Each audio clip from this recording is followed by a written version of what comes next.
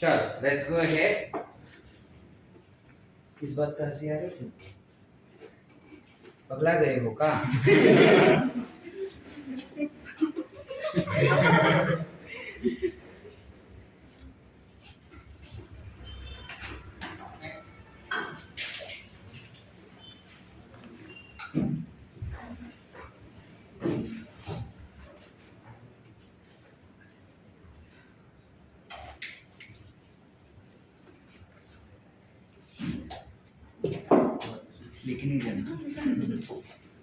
Chalo, let's go ahead. So, in previous lecture, we completely got done understanding about Monera. Right now, we'll go ahead. Dini, we got done with the intro. अभी थोड़ा और detail देखते हैं and we start with something called as Monera. Monera हमको पता है that includes all unicellular prokaryotic organism. So when we say prokaryotic organism, pro म्हणजे काय? Pro म्हणजे primitive आणि carrion म्हणजे nucleus. म्हणजे या जितकेही ऑर्गॅनिझम्स असेल ते सगळ्याच ऑर्गॅनिझमचे न्यूक्लियस नसेल. Instead of nucleus they have something called as nucleoid. They will possess something called as nucleoid. Avas. Nucleoid. They will possess nucleoid. Always remember तुम्हारे बायोलॉजी में जहां कहीं पे भी टर्म में oid आता है ना, it means like. It has nucleus-like structure but not nucleus. So why are we saying it कि उसके पास nucleus-like structure होता है और nucleus नहीं? क्योंकि जनरली अगर ये सेल हुआ ना तो उसके अंदर न्यूक्लियस रहता है कुछ ऐसा जो न्यूक्लियस के अंदर के कंटेंट को बाहर के साइटोप्लाज्म से सेपरेट करके रखता है with the help of something called as nuclear membrane. इस ऑर्गेनिजम्स के पास ये मेम्ब्रेन होता ही नहीं और ये मेम्ब्रेन ना होने की वजह से पूरे साइटोप्लाज्म में वो कुछ ऐसा फैला हुआ दिखता है और इसके अंदर डीएनए होता है. अंडरस्टूड? यस. क्या नहीं समझा? समझा. सबको समझा? पक्का? इस वजह से इसके जो डीएनए होता है ना उसे हम कहते हैं that it has single double stranded circular and naked DNA. ठीक है, एक ही डीएनए का कॉपी होता है उसके पास और वो डीएनए का कॉपी हमेशा डबल स्ट्रैंडेड होगा और सर्कुलर होता है, यानी वो कुछ ऐसे होगा उसका स्ट्रक्चर. ये सिंगल स्ट्रैंड हो गया और उसमें ही कॉइलिंग दिखाई देगा अपने को सेकेंड स्ट्रैंड का. तो ये होगा डबल स्ट्रैंडेड एंड एक ही डीएनए कॉपी है और सर्कुलर है. We also call it to be as naked. Why do we call it as naked? Is because generally DNA is protected by nuclear membrane. यहाँ पे न्यूक्लियर मेम्ब्रेन ना होने की वजह से डीएनए को नेकेड डीएनए कहा जाता है. ठीक है, काफी बारी ये चीज अपने को स्ट्राइक नहीं होता एमसीक्यू में, तुम याद रखना कि नेकेड डीएनए यानी कि उसके पास न्यूक्लियर मेम्ब्रेन नहीं होता, इस वजह से हम उसको नेकेड कह रहे हैं. ठीक है, इसके अलावा अगर ऐसा है तो उसके पास क्रोमोसोम्स कितना होगा? Obviously it will have single pair of chromosomes. We'll have just one pair of chromosomes. Are we clear? Yes. Everyone, I'll give you time to write. पहले समझ लो क्या है. ठीक है, उसके अलावा न्यूक्लियस के अलावा जब हम प्रोकैरियोट का बात करते हैं इसमें एक और खास टाइप का डीएनए होता है जिसको हम कहते हैं एक्स्ट्रा क्रोमोसोमल डीएनए, या फिर you can also call it to be as cytoplasmic DNA, या फिर you can also call it as non genomic DNA. अब ये कौन से डीएनए का हम बात कर रहे हैं? ये बेसिकली ऐसा डीएनए है जो क्रोमोसोम के बाहर होगा. ये डीएनए साइटोप्लाज्म में दिखाई देगा अपने को और ये जेनेटिक डीएनए नहीं होता. Meaning what do you understand by genomic DNA? DNA DNA होता है ना, उसमें जीनोमिक और नॉन जीनोमिक डीएनए का क्या डिफरेंस है? उसमें जेनेटिक इंफॉर्मेशन होगा, इसमें जेनेटिक इंफॉर्मेशन नहीं होगा. Is that what we classify to be as genomic and non-genomic DNA over here? Yes or no? No. Yes. No. Yes. No. बताओ. नॉन जीनोमिक यहाँ पे हम कहना चाहते हैं बेसिकली कि इसके अंदर के जो जीन्स होते हैं ना वो चेंज हो सकते हैं. फर्स्ट.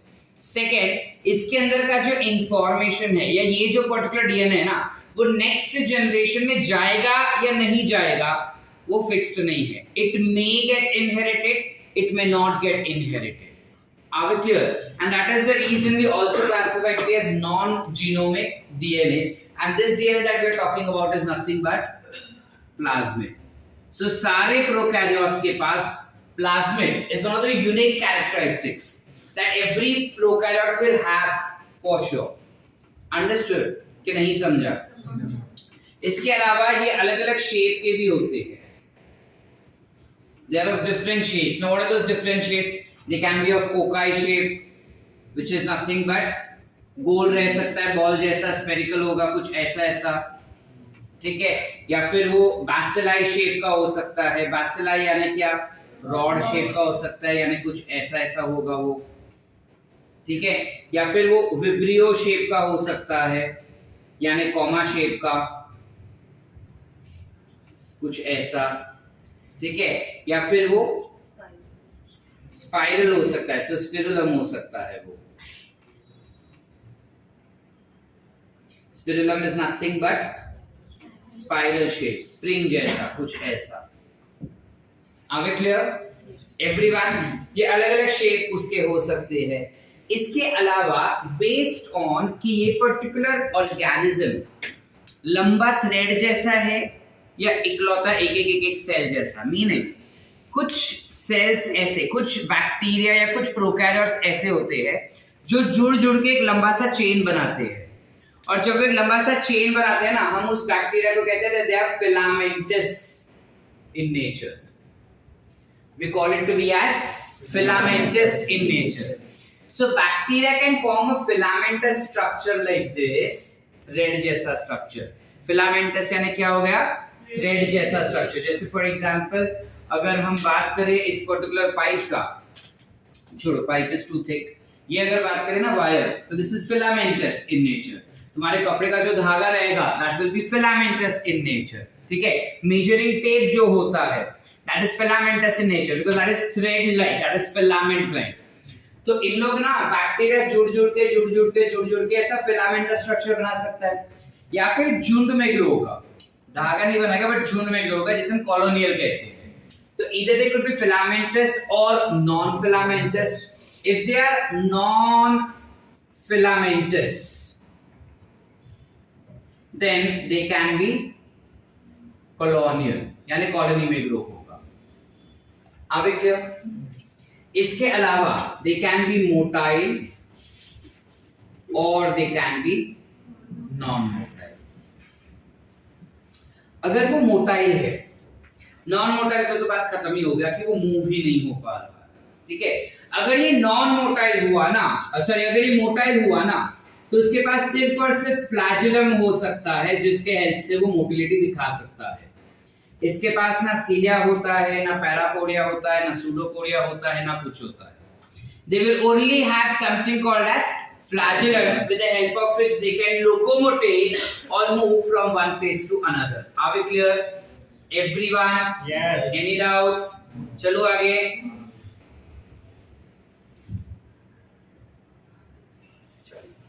फ्लैजिलम का जब हम बात कर रहे हैं ना, जनरली हम सेल चार्ट में पढ़ चुके हैं कि जो हमारे बॉडी के अंदर फ्लैजिला होते हैं ना, वो माइक्रोट्यूब्यूल से बनता है. इनका फ्लैजिला माइक्रोट्यूब्यूल से नहीं बनता. इनका फ्लैजिला जो है वो बनता है एक प्रोटीन से जिसका नाम होता है फ्लैजिलिन. काफी सिंपल होता है, ठीक है. Microtubule is a very complex structure और कॉम्प्लेक्स ऑर्गेनाइजेशन होता है. प्लस उसके अंदर का जो प्रोटीन होता है वो भी काफी ज्यादा हेवी प्रोटीन होता है. ये प्रोकैरियोटिक ऑर्गेनिजम्स है, बेसिकली बैक्टीरिया होते हैं, और बैक्टीरिया होने की वजह से इनके अंदर हैवी प्रोटीन कभी नहीं पाया जाता है, ठीक है, फ्लैजिला में। It will rather have flagellin which is a lighter protein. आप क्लियर? पता है? जाओ पुढे, नहीं समझा? नाम क्या है? यश। ये क्या समझा होता है? ऐसे समझा होता है ना। इसके अलावा ये जो बैक्टीरियाज होते हैं ना, इनके मोड ऑफ न्यूट्रिशंस अलग अलग होते हैं। Either they could be autotroph or they could be heterotroph.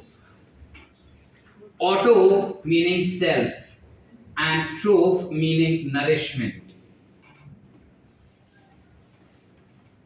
So अगर कोई पर्टिकुलर बैक्टीरिया या ऑर्गेनिज्म खुद अपना खाना बना सकता है, खुद अपना न्यूट्रिएंट्स बना सकता है, तो वो हो जाएंगे ऑटोट्रोफ। और अगर वो किसी और के ऊपर डिपेंडेंट रह रही है, हेटेरो मींस डिफरेंट, मीनिंग खुद पे तो नहीं लेकिन कुछ और, एंड ट्रोफ माने नरिशमेंट।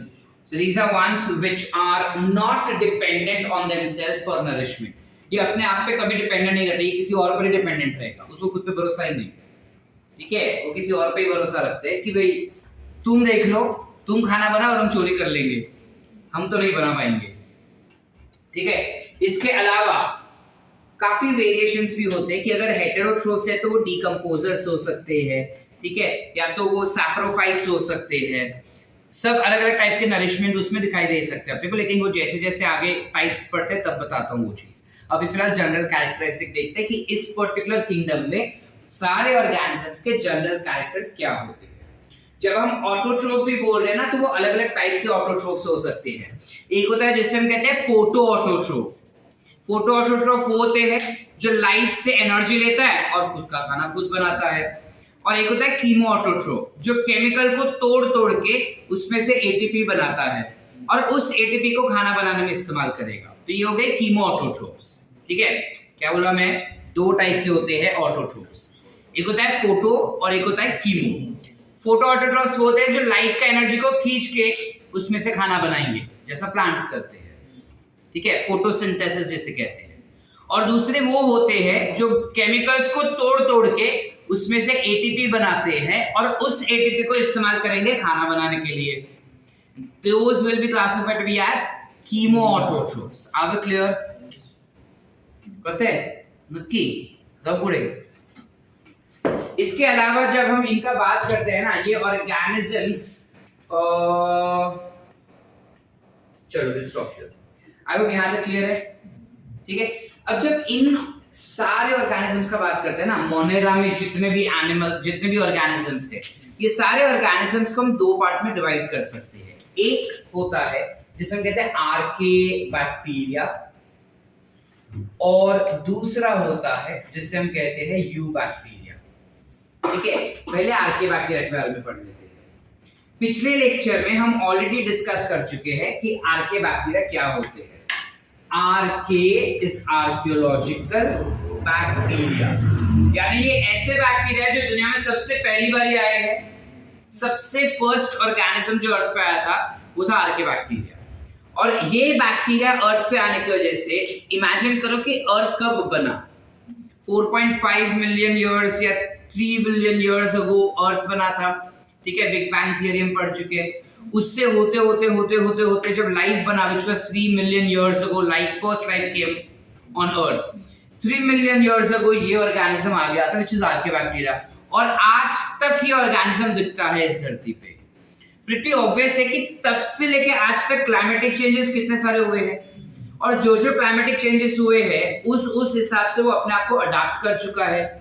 इस वजह से आज अगर हम आर्कियोबैक्टीरिया देखें ना, तो वो सबसे वर्स्ट क्लाइमेटिक कंडीशन में भी पाया जा सकता है अपने को, ठीक है। जैसे एक्सट्रीम हाई टेम्परेचर हुआ, एक्सट्रीम लो टेम्परेचर हुआ, एकदम ज्यादा एसिडिक कंडीशन हुआ, या एकदम ज्यादा अल्कलाइन कंडीशन हुआ, ठीक है। तो मतलब न्यूट्रल में नहीं दिखेगा क्या?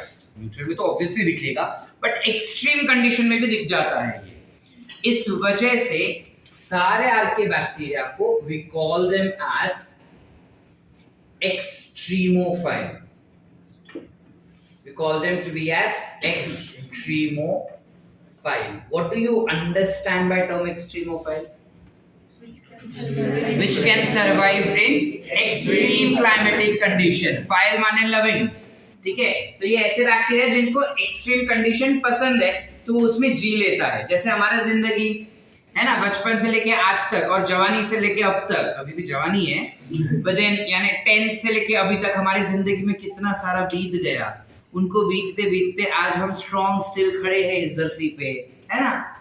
और वो इसलिए खड़े हैं तो हम कितने सारे रिलेशंस को, हमारे फ्रेंड्स को, हमारे स्पेशल फ्रेंड्स को, हमारे रिलेटिव्स को, उन सबको झेलते हुए, उनका दगा झेलते हुए आज खड़े हैं हम यहाँ पे। सो अब कोई भी आए हमको फर्क नहीं पड़ता। इट्स लाइक दैट कि तब से लेके अब तक ये बैक्टीरिया इतने सारे क्लाइमेट चेंज देख चुका है, इतना सारा एनवायरमेंटल चेंज देख चुका है कि अब तुम कुछ भी कंडीशन में इसको रखो, इसे कोई फर्क नहीं पड़ता, वो अपने आप को अडॉप्ट कर लेगा। ठीक है, अब उस हिसाब से जब हम बोल रहे हैं कि इतने एक्सट्रीम कंडीशन में वो अपने आप को कैसे अडॉप्ट कर पा रहा है सर, इतने एक्सट्रीम कंडीशन में वो अपने आप को अडॉप्ट कर पा रहा है क्योंकि उसका सेल वॉल जो है ना वो उसको हेल्प करता है एक्सट्रीमोफाइल बनने में। ठीक है, अब दानिश पूछ रहा है ऐसा तो क्या खास बात है इसके पास।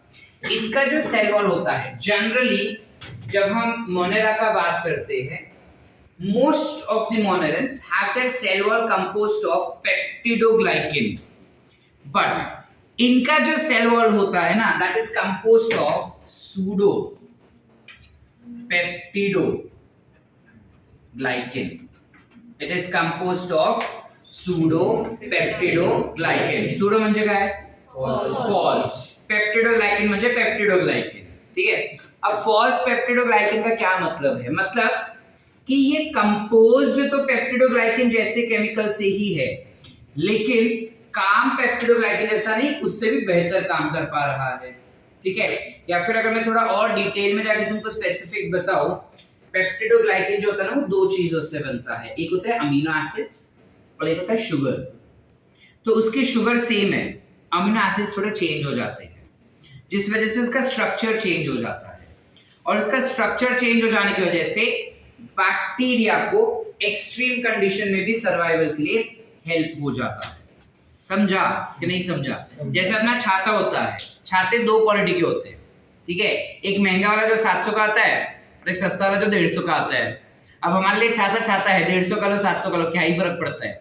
हमको वो दोनों ही बारिश से तो बचा लेता है, लेकिन जो 150 वाला है ना वो कम चलता है।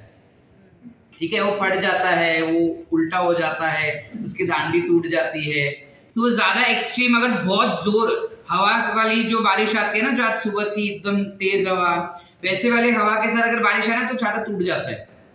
बैक्टीरिया के साथ सेम ऐसा होता है। जो यू बैक्टीरिया होता है ना वो पेप्टिडोग्लाइकेन से बनता है, वो एक्सट्रीम कंडीशन में सर्वाइवल हेल्प नहीं देता, it won't help in survival in extreme condition. But जो आर्के बैक्टीरिया होता है ना उसका सूडोपेप्टिडोग्लाइकेन जो है वो एक्सट्रीम कंडीशन में भी हेल्प कर देता है सर्वाइव करने को। ठीक है, इस वजह से वो सर्वाइव कर लेता है। तो इस पे ना नीट का क्वेश्चन भी बना था एक, जहां पे उन्होंने बोला था that which are the following are the reasons why the archaebacteria survives in extreme climatic condition, where cell wall was one of the statement in that. ठीक है, सम ईयर 16 में या 15 में पूछा गया था ये क्वेश्चन, और ये एनसीईआरटी में भी दिया है कि उसका सेल वॉल उसको हेल्प करता है सर्वाइवल के लिए। ठीक है, लेकिन अब जब तुम मेडिकल में जाओगे ना, 23 में एडमिशन लोगे मेडिकल कॉलेज में, तब ये चीज तुमको होशियारी मारने के लिए हेल्प करेगा।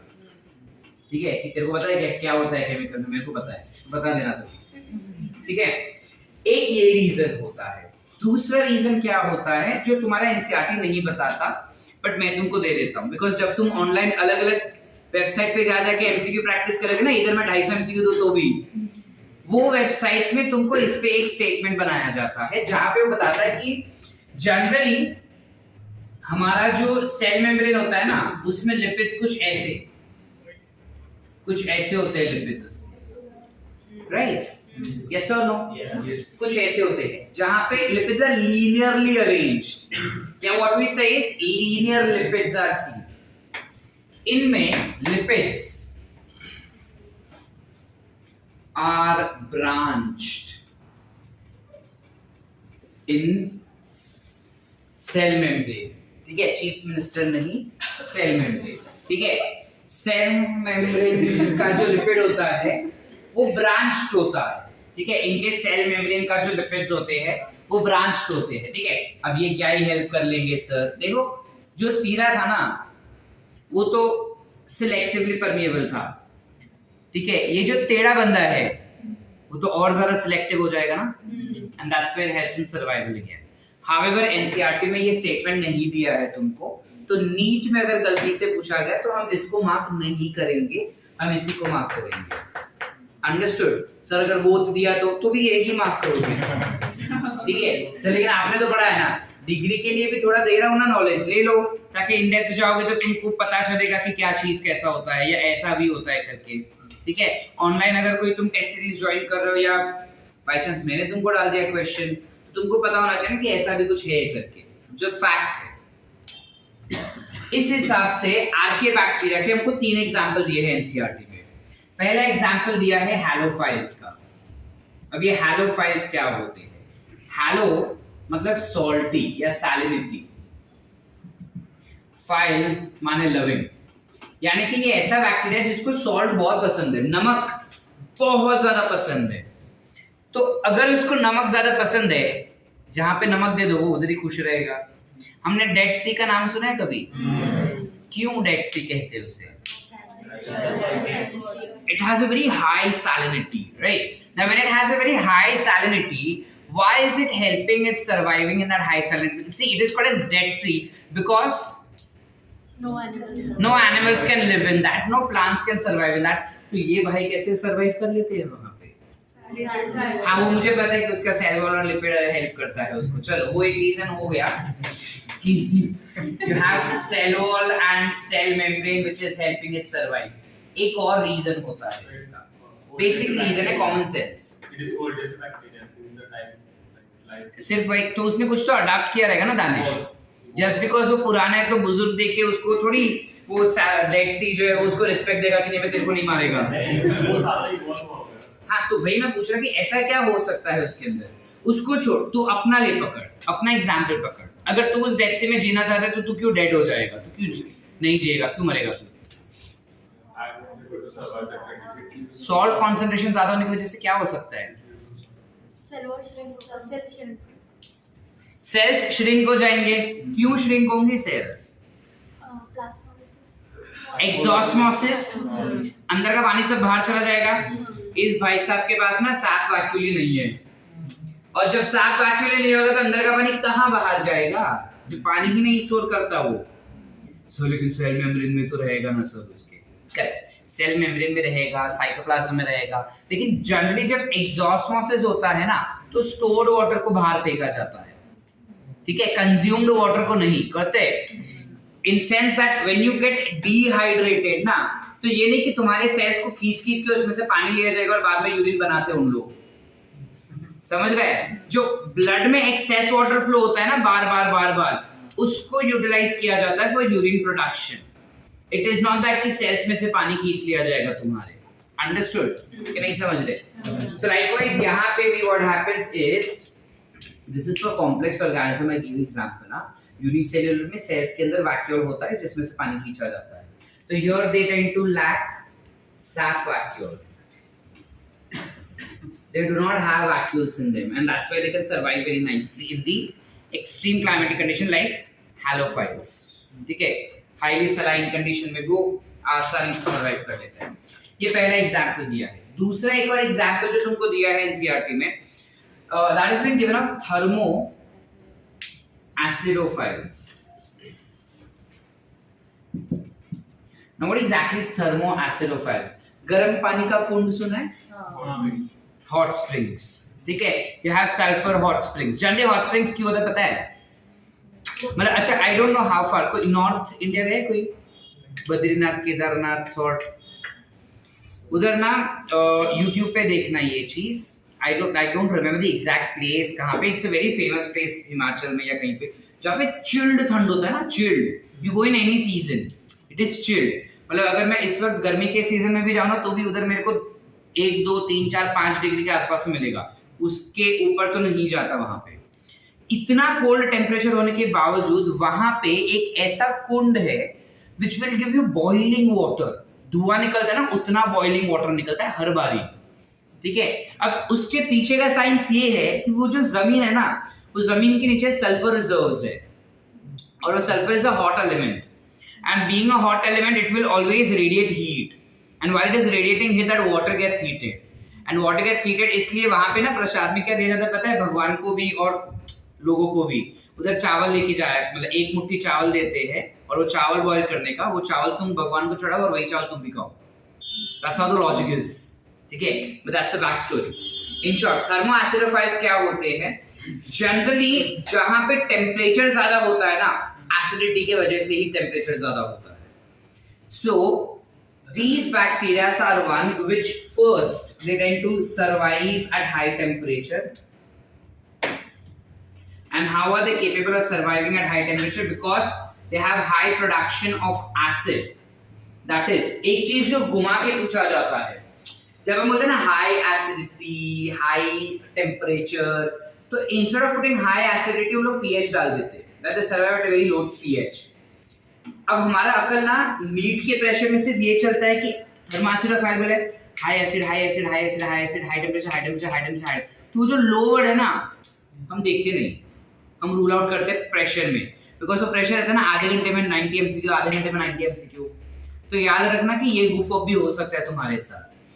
Instead of high acidic environment, they might give you low pH also. They survive at very low pH, as low as 1.8, 1.2, 1.5 pH पे भी survive कर देते हैं, ठीक है।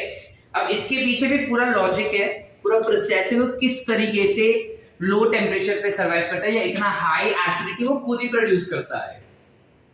सो कैसे प्रोड्यूस करते हैं ना, उसका भी एक पूरा मैकेनिज्म है, because they are chemoautotrophs in nature.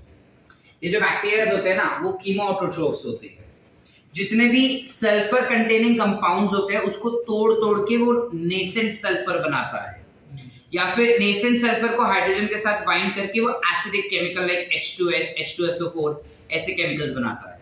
अब ऑब्वियसली जितना ज्यादा वो एसिड बनाएगा उतना ज्यादा टेम्परेचर बढ़ेगा, टेम्परेचर बढ़ा तो उसको मजा आया, वो उधर ही सरवाइव करता है।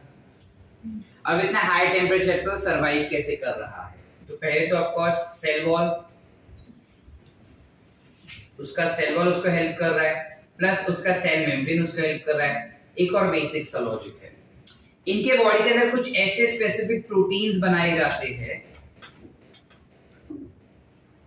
इनके बॉडी के अंदर कुछ ऐसे स्पेसिफिक प्रोटीन्स बनाए जाते हैं कि बाहर चाहे कितना भी हाई टेम्परेचर हो, बाहर चाहे कितना भी लो पीएच हो, इसके बॉडी को या इसके सेल को कोई फर्क नहीं पड़ता, because inner environment is maintained at a constant neutral pH at a constant temperature of 37 degree Celsius, like whatever the temperature is.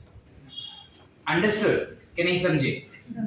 इस वजह से ये हाई टेम्परेचर और high acidity that is low pH पे भी आसानी से सरवाइव कर लेता है। Are we clear? Everyone? पता है? तो जब हम आर्के बैक्टीरिया का बात किए हम क्या बोले? इसका सेल वॉल जो है वो यूनिक टाइप का है, जिस वजह से वो एक्सट्रीम कंडीशन पे सरवाइव करता है, और ये ऑर्गेनिजम्स है ही ऐसे जो एक्सट्रीम कंडीशन पे सरवाइव करते हैं। इसके अलावा हमने कहा कि इसके दो एग्जांपल्स हैं, एक होता है हैलोफाइल, एक होता है थर्मोएसिडोफाइल। हैलोफाइल्स क्या होते हैं? जो हाई सैलिनिटी पे ग्रो करते हैं। क्या होते हैं?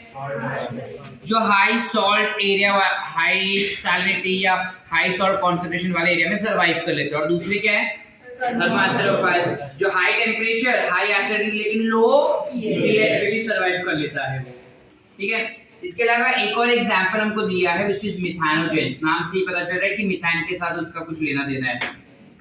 ये ऐसे बैक्टीरिया जो मीथेन बनाते हैं, ठीक है। अच्छा, इसमें तुम्हारे एनसीईआरटी में लिखा है they are found at hot sulphur vents या फिर hot spring, that is hot water springs, ठीक है। चले आगे, मिथानोजेंस का बात करें यहाँ पे। अब जब मिथानोजेंस का वो बात कर रहा है, नाम से पता चल रहा है कि ये दीज आर मीथेन प्रोड्यूसर्स। अब ये हमने 8th स्टैंडर्ड में पढ़ा था कि गाय भैंस जैसे लोग होते हैं ना, वो मीथेन गैस रिलीज करते हैं अपने बॉडी से, ठीक है, वो मीथेन गैस कैसे क्यों प्रोड्यूस करते हैं? क्या होता है, गाय भैंस को ना, हमारे हिंदू में ना ये ट्रेडिशन होता है कि गाय और भैंस को, भैंस को तो नहीं, गाय को हम लोग घास चढ़ाते हैं, है ना। तो गाय को जब तुम घास चढ़ाते हो ना, उसके अंदर सेल्यूलोज कंटेंट बहुत ज्यादा होता है। ये इतना ज्यादा सेल्यूलोज कंटेंट ना उसका बॉडी हैंडल नहीं कर पाता, इसलिए वो पहले गल्प कर लेता है, फिर चबाता है और फिर बाहर वापस से गल्प करता है। पता है ये प्रोसेस? अब ऐसे एनिमल्स जो ऐसा गल्प कर लेता है, फिर चबाता है, फिर वापस गल्प करेगा, इन्हें हम कहते हैं रुमिनेंट एनिमल्स। क्या कहते हैं? सो रुमिनेंट एनिमल्स का जो गट होता है ना, गट माने व्हाट? इंटेस्टाइन, जहाँ पे एक्चुअल कंप्लीट डाइजेशन होता है। इनके इंटेस्टाइन्स में हमको मेथानोजेंस देखने मिलते हैं। ये मेथानोजेंस क्या करते हैं? इनके इंटेस्टाइन में जो सेल्यूलोज होता है ना, उस सेल्यूलोज को छोटे छोटे टुकड़ों में तोड़ देता है। जब वो इस सेल्यूलोज को छोटे छोटे टुकड़ों में तोड़ता है ना, तब साथ में एक गैस प्रोड्यूस होता है, which is what we call it as methane gas। हमारे बॉडी में H2S प्रोड्यूस होता है एज गैस। बोलते हैं ना गैस हो गया बहुत मेरे को, और उसका स्मेल भी बहुत गंदा आता निकला कभी। So that is H2S which is released। जब गाय भैंस का बात करें ना, उनमें मीथेन रिलीज होता है, H2S नहीं होता कभी। ठीक है, methane is thus also called as biogas because इस मीथेन को हम आगे इस्तेमाल भी कर सकते हैं because they are inflammable in nature। ठीक है, इसके अलावा यहाँ पे पाने के अलावा we can also find them। एक तो पहले ये स्पेस है जहाँ पे वो पाए जाते हैं, इसके अलावा एक और जगह है जहाँ पे वो पाया जाता है, which is what? Marshy land या मार्शी एरियाज। इस वजह से इस गैस को मार्शी गैस भी कहते हैं। याद है बचपन में ये टर्म हम पढ़े थे 10th में, I guess we studied this term for methane, जहाँ पे मीथेन को मार्शी गैस भी बोलते थे। मार्शी गैस इसलिए बोलते थे बिकॉज वो मार्शी एरिया में पाया जाता है। ठीक है, मार्शी एरिया में जगह है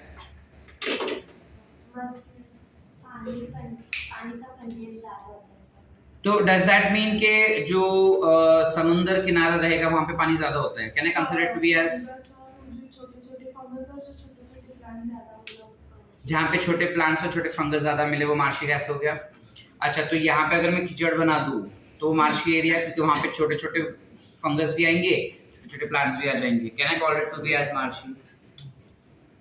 dead plants, dead plants mud में हो गए।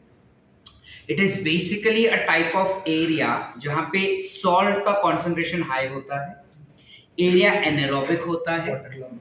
हाँ, वाटर जो रहता है वो लॉक्ड रहता है, and this water is originally fresh water, but because of contamination it becomes saline in nature और it becomes salty in nature. Understood कि नहीं? समझा? तो मार्शी एरिया हमको कहाँ पे दिखाई देगा? जनरली नाले के आसपास। नाले के अंदर जो मिट्टी रहता है, या कभी नाला देखा है? मैंने सांगली में कभी नाला नहीं देखा इसलिए पूछ रहा हूँ। नाला देखा है तुम लोग कभी? नाला जो रहता है ना, जब गर्मी का सीजन आता है तो नाला पूरा पानी इवेपोरेट हो जाता है और साइड में ना पूरा ऐसा मड रहता है, दलदल जैसा। वो जो दलदल जैसा पूरा मड होता है ना, that is nothing but marshy land कहेंगे उसको। मैंग्रोव्स देखा है सांगली में कभी? अच्छा, कहीं पे तो देखा है, because even I have not seen mangroves here. Mangroves जो होता है वो इसी एरिया में ग्रो होता है हमेशा, मार्शी एरिया में। ठीक है, but I hope you understand the concept. Clear है? Any doubts? एक यूनिक प्रॉपर्टी, जितने भी आर्के बैक्टीरियाज है सारे के सारे एनारोबिक है। all of them are anaerobic in nature. This anaerobic, this anaerobic, this anaerobic. Are we clear? Did we understand so far? Any doubts? पूरा कॉन्सेप्ट क्लियर? बेसिक प्रॉपर्टीज क्या थे उसके? कि उसका जो न्यूक्लियस रहता है वो प्रिमिटिव होता है, इसलिए हम उसको न्यूक्लियोइड कहते हैं। न्यूक्लियोइड इसलिए कह रहे हैं बिकॉज़ उसके आसपास न्यूक्लियर मेम्ब्रेन नहीं होता। उसके न्यूक्लियर मेम्ब्रेन, उसके न्यूक्लियस के अंदर क्या क्या चीज दिखाई देगा अपने को? एक डीएनए दिखाई देता है जो एक ही होता है, सर्कुलर होता है, डबल स्ट्रैंडेड होता है। इसके अलावा वो डीएनए को हम नेकेड डीएनए कहते हैं बिकॉज़ वो मेम्ब्रेन बाउंड नहीं होता। इसके अलावा एक और टाइप का हमको डीएनए दिखता है उसके बॉडी में, ये डीएनए को हम कहते हैं प्लाज्मिड डीएनए, जो काफी सारे अलग अलग एक्टिविटीज में उसको हेल्प करता है। बेसिकली एंटीबायोटिक रेजिस्टेंस में हेल्प करेगा और एक्सट्रीम कंडीशंस में सर्वाइव करने में हेल्प करेगा वो अपने।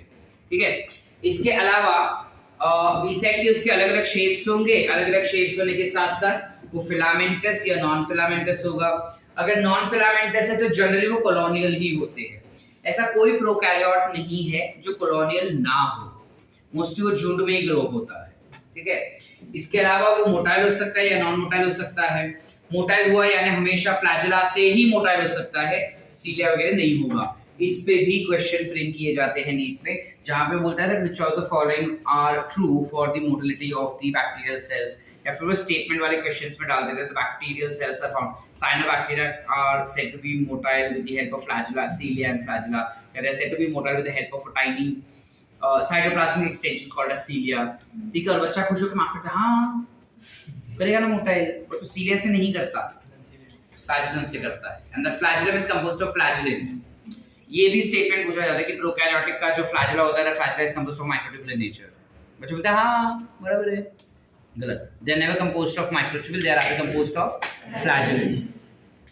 फिर बताया कि वो बैक्टीरिया जो है वो ऑटोट्रोफिक हो सकता है या फिर हेटेरोट्रोफिक हो सकता है। इसके अलावा एक और चीज लिख सकते हैं, या तो बैक्टीरिया एनारोबिक होगा या फिर बैक्टीरिया एरोबिक होगा। जैसे यहाँ पे हमने देखा कि आर के बैक्टीरिया जो होते हैं वो सारे के सारे एनारोबिक होते हैं। आर के बैक्टीरिया हमने क्या कहा कि बहुत पुराने हैं, इस वजह से वो एक्सट्रीम कंडीशन में सरवाइव कर लेते हैं। एक्सट्रीम कंडीशन में सरवाइव करने की वजह से we call them to be as extremophiles. When we call them extremophiles, they're extremophiles because of the presence of cell wall. इसके अलावा भी said कि तीन एग्जांपल दिए हैं अपने को। एक हैलोफाइल्स, हाई सलाइन एरिया में वो ग्रो कर जाएगा, या फिर थर्मोएसिडोफाइल्स जहाँ पे टेम्परेचर ज्यादा है, एसिडिटी भी ज्यादा है। Do you want me to explain a little bit more into detail about thermoacidophile? Is sufficient? Sufficient. Yeah. Then we go ahead with respect to methanogens. Methanogens क्या होते हैं? ये ऐसे बैक्टीरिया है जो मीथेन प्रोड्यूस करता है। जनरली रुमिनेंट एनिमल्स के गट म्हणजे इंटेस्टाइन, गट म्हणजे इंटेस्टाइन, गट म्हणजे इंटेस्टाइन में पाया जाता है। इसके अलावा मार्शल लैंड में भी अपने को पाया जाएगा। कभी अगर नाली को ध्यान से देखोगे ना तो गर्मी के सीजन में ये काफी कॉमनली दिखता है कि वो जो लैंड होता है ना, उस लैंड में से बुड़ बुड़ बुड़ बुड़ बबल्स निकलता है, और वो बबल्स के साथ साथ ना काफी बड़ी धुआं भी निकलता है। इस वजह से जब तुम नाले को क्रॉस बाय करते ना, चल के, गाड़ी में, कैसे भी, तो गर्म हवा आता है। वो गर्म हवा इसलिए आता है बिकॉज़ वो नाले में से कॉन्स्टेंटली मीथेन गैस प्रोडक्शन होता है। Understood everyone? कुछ लिखना है बोर्ड से फटाफट।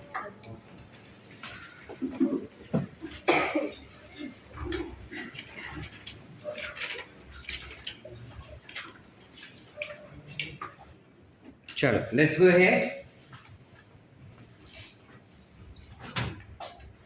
इसके साथ साथ हमारे पास एक और ऑर्गेनिज्म है आर्के बैक्टीरिया के साथ साथ, to what we call it as eubacteria. I will erase this. ये हो गया, देखिए।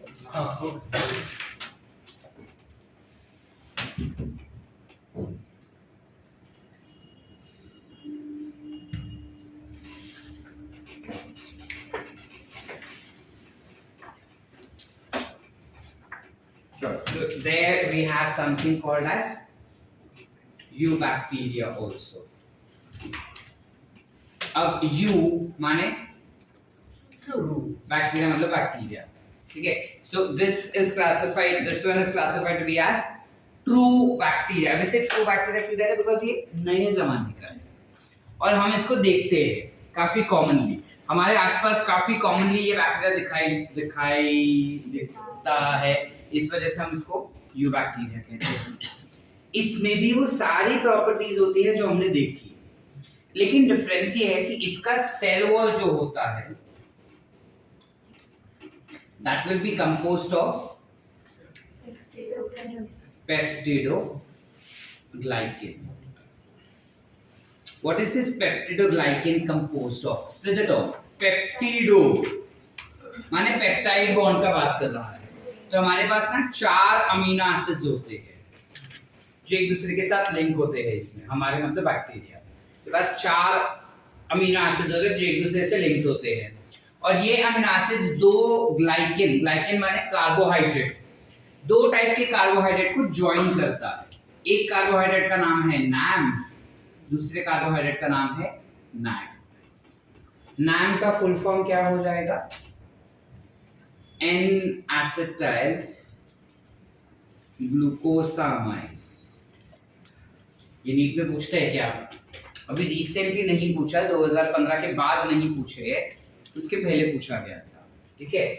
And NAD is N acetyl, उल्टा लिख दिया, ये NAD हो जाएगा और ये NAM हो जाएगा। NAM will be N acetyl muramic acid, ठीक है। तो जो पेप्टिडोग्लाइकेन होता है मेजरली हम कहते हैं कि वो दो चीज से बनता है, NAM और NAD। और ये NAM और NAD जो होता है वो एक दूसरे से अटैच होते हैं with the help of 4 amino acids. That's why the term is come as peptidoglycan. ये कुछ अलग से काम करता है क्या सेलुलोज से? सेलुलोज से थोड़ा अलग काम करता है ये, बाकी ऐसा कुछ अलग चीज नहीं है इसके अंदर। इसके अलावा जितने भी बैक्टीरिया है ना, based on their cell wall हम इसको दो कैटेगरी में डिवाइड कर सकते हैं। There are 2 categories in it, जो हमको पता है, हम पढ़ चुके हैं कैटेगरीज इनकी। एक होता है जिसे हम कहते हैं ग्राम पॉजिटिव, डिटेल्स हम जब सेल वाला चैप्टर पढ़ेंगे तब बताता हूँ। और दूसरा होता है ग्राम नेगेटिव, ठीक है। एक होता है ग्राम पॉजिटिव, दूसरा होता है ग्राम पॉजिटिव और ग्राम नेगेटिव का डिफरेंस क्या है? काफी ज्यादा डिटेल प्रोसेस है। फिलहाल ऊपर से हम ये समझते हैं कि ये जो ग्राम पॉजिटिव होते हैं ना, ये ऐसे ऑर्गेनिजम्स है व्हिच गेट स्टेन्ड, या हम कह सकते हैं they tend to retain the stain. तो एक बार स्टेन करो, स्टेन करने के बाद उसको धो लो, धोने के बाद भी स्टेन अगर ना जाए तो वो बंदा पॉजिटिव है, लेकिन धोने के बाद स्टेन चला जाए तो वो बंदा नेगेटिव है। So this will, they do not retain stain, whereas this one will what? Retain stain. Awesome? Everyone? Yes. Any doubts? No. चले पुढे। तो ये दो कैटेगरीज में डिवाइड हो जाते हैं। इसका कुछ बेनिफिट है क्या हमको? एक्चुअली एज सच कोई बेनिफिट नहीं है, खाली एक चीज कि मॉर्फोलॉजिकली हम ऑर्गेनिजम्स को ज्यादा बेहतर समझ पाएंगे, प्लस उसका बिहेवियरल पैटर्न भी हमको थोड़ा बहुत पता चल जाता है। तो again when you get into medical college, first year में ही तुमको एक सब्जेक्ट आएगा which is microbiology and pathology. So that microbiology and pathology will have detailed information on these bacteria, and you will have entire ऐसा इतना बड़ा book to be understood only on these bacteria, ठीक है। जहाँ पे वो बताएगा कि इसमें कौन से बैक्टीरिया आते हैं, उसके क्या प्रॉपर्टीज है, किस टाइप का डिजीज कर सकता है, किस टाइप का हमारे बॉडी में हेल्पफुल भी होते हैं काफी, वो सारी चीजें। Going a step more ahead, you bacteria के हमारे बुक में कुछ 2-3 एग्जांपल्स दिए हैं, जिसमें से पहला example is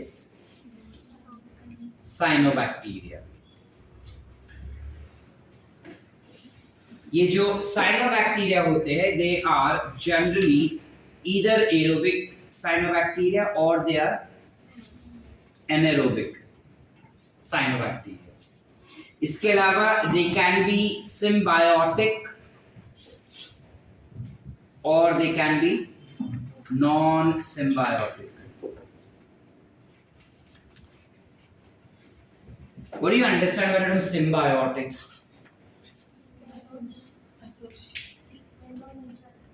They depend on each other.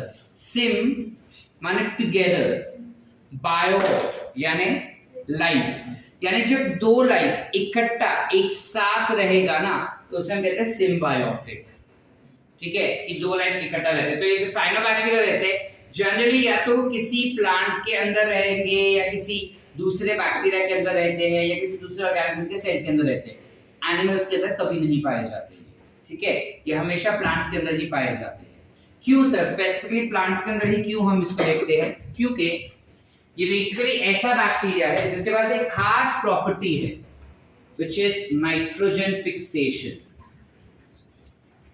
They have the property of nitrogen fixation. Concept मुझे पता है कि तुमको पता है, but then I'll still repeat to revise what it is. क्या होता है, किसी भी लिविंग ऑर्गेनिज्म का बॉडी बिना नाइट्रोजन के सरवाइव नहीं कर सकता, बिकॉज हमारे कण कण में नाइट्रोजन है। सेल मेम्ब्रेन अगर देखेंगे तो उसमें प्रोटीन होता है, उस प्रोटीन में नाइट्रोजन होता है। सेल मेम्ब्रेन से थोड़ा और हम अंदर जाएंगे, साइटोप्लाज्म में वहां विटामिन्स होते हैं, उनमें नाइट्रोजन होता है, हार्मोन्स होते हैं, उनमें नाइट्रोजन होता है। उससे थोड़ा और अंदर जाएंगे तो हमारे पास होता है डीएनए, आरएनए। डीएनए और आरएनए के अंदर नाइट्रोजन होता है। तो बिना नाइट्रोजन का कोई लिविंग ऑर्गेनिज्म सर्वाइव नहीं कर पाएगा। अब अगर बिना नाइट्रोजन का कोई सर्वाइव नहीं कर पाता तो हमको नाइट्रोजन मिलता किधर से है सर? हवा में से। In air 70 to 75% is nitrogen, free nitrogen gas मिलता है हवा में अपने को। यानी जब मैं ये किया ना, ऑक्सीजन तो गया, बट वो ऑक्सीजन को ना हम पार्शियल ऑक्सीजन लिखते हैं, रिमेंबर? पार्शियल ऑक्सीजन इसलिए लिखते हैं बिकॉज हवा में दूसरे भी एलिमेंट्स होते हैं जिनमें से ऑक्सीजन कितना प्रेशर बना रहा है वो देख रहे हैं हम। तो दूसरे एलिमेंट्स में कौन सा सबसे ज्यादा होता है? नाइट्रोजन। तो ये नाइट्रोजन मेरे बॉडी में गया, लेकिन नाइट्रोजन मेरे बॉडी में यूटिलाइज ही नहीं होता, मेरे सेल्स उसको एब्जॉर्ब ही नहीं कर पाते, ऐसा का ऐसा ही बाहर निकलता है। अब इमेजिन जो चीज हमारे सेल के लिए इतना ज्यादा इंपॉर्टेंट है और हमारा सेल उसको यूज ही नहीं कर पा रहा है। Why? Because it is present in the inorganic form. So no plant or no animal has the capability of absorbing nitrogen in the atmospheric form, except for cyanobacteria. ठीक है? Which is a type of nitrogen fixing bacteria. ये cyanobacteria जो होते हैं उनके पास एक special type का structure होता है उनके सेल में। उनके सेल के अंदर एक स्पेशल स्ट्रक्चर होता है जिसे हम कहते हैं heterocyst, which is basically the location of nitrogen fixation. उनका अगर सेल होगा ना पूरा, या ऐसा फिलामेंटस स्ट्रक्चर अगर उनका हुआ कि सपोज ये cell cell cell cell cell ऐसा है, ठीक है, इन सेल सेल सेल में एक ऐसा स्ट्रक्चर आ जाता है बीच में, एंड फिर वापस आता है cell cell cell cell cell ऐसा कुछ। ये जो बीच वाला स्ट्रक्चर है ना, that is nothing but heterocyst, जो पूरा खाली होता है और इनके अंदर नाइट्रोजन को फिक्स करने वाले अलग अलग एंजाइम्स होते हैं। अब क्लियर कि नहीं समझा? तो ये भी काफी इंपॉर्टेंट है, बहुत ही ज्यादा इंपॉर्टेंट टर्म है, बिकॉज इस पे ना बहुत बहुत पेपर्स में ये इस पे ही क्वेश्चन पूछा गया है। इट्स वेरी इजी कांसेप्ट कि जो नाइट्रोजन फिक्सिंग बैक्टीरियाज होते हैं, दे हैव समथिंग कॉल्ड हेटेरोसिस्ट, और इस हेटेरोसिस्ट के अंदर वो नाइट्रोजन को फिक्स करते हैं, यानी एटमॉस्फेरिक नाइट्रोजन को ऑर्गेनिक फॉर्म में कन्वर्ट करता है। वो क्या कर रहा है? एटमॉस्फेरिक नाइट्रोजन को ऑर्गेनिक फॉर्म में कन्वर्ट कर रहा है। अब ऑर्गेनिक फॉर्म मतलब कौन से फॉर्म्स हो जाएंगे सर? ऑर्गेनिक फॉर्म यानी very very specifically it is NO3 minus to what we call it as nitrite, sorry what we call it as nitrate, ठीक है, it is found in the nitrate form में ही generally इसको utilise किया जाता है। now mind you nitrate form भी हमारा body direct utilise नहीं कर पाता, इसको यूटिलाइज करने वाला ऑर्गेनिज्म होता है प्लांट्स, और वो प्लांट्स में से एनिमल्स के पास जाता है। एनिमल्स अभी भी डायरेक्ट नाइट्रोजन यूज नहीं कर सकता, नहीं तो ऐसा होता ना कि मेरे बॉडी के अंदर नाइट्रोजन का कमी है, साइनोबैक्टीरिया लिया, उसको मैंने ऐसा इधर भी किसी भी मड में या किसी भी सेल के अंदर डाल दिया, और जब बहुत सारा साइनोबैक्टीरिया नाइट्रोजन फिक्सेशन कर लिया है, मैं साइनोबैक्टीरिया को ही खा जाऊं, साइनोबैक्टीरिया को मैं खा गया तो मुझे तो मिल गया ऑर्गेनिक नाइट्रोजन। लेकिन हमारा बॉडी ऐसे ऑर्गेनिक नाइट्रोजन नहीं यूज कर सकता, वो हमेशा प्लांट्स के थ्रू ही लेगा। प्लांट्स में इसको NH3 फॉर्म में भी कन्वर्ट किया जा सकता है। सो प्लांट में ये NH3 फॉर्म जो रहेगा that is taken up by animals. Are we clear? Which is nothing but the organic form. चले आगे। सो उसको ऑर्गेनिक फॉर्म में कन्वर्ट किया जाता है in something called as heterocyst. इसके अलावा एक और स्पेशल फीचर होता है, ये बैक्टीरिया है, और बैक्टीरिया ये ऐसा है जो जनरली एक्वेटिक लाइफ में ज्यादा दिखाई देता है, यानी पानी वाले एरिया में। अब पानी वाले एरिया में वो रहता है तो बहुत ही ज्यादा इंपॉर्टेंट हो जाता है हमारे लिए ये समझना कि पानी उसके सेल के अंदर घुस सकता है या उसके सेल के अंदर का पानी बाहर जा सकता है, ईदर वेज हो सकता है, अंदर जाने के चांसेस ज्यादा है। अब अगर पानी अंदर गया तो सेल तो पट पट पट करके फूट जाएगा, सारे सेल फट जाएंगे। क्या हम चाहते हैं कि वो सेल फट जाए? नहीं।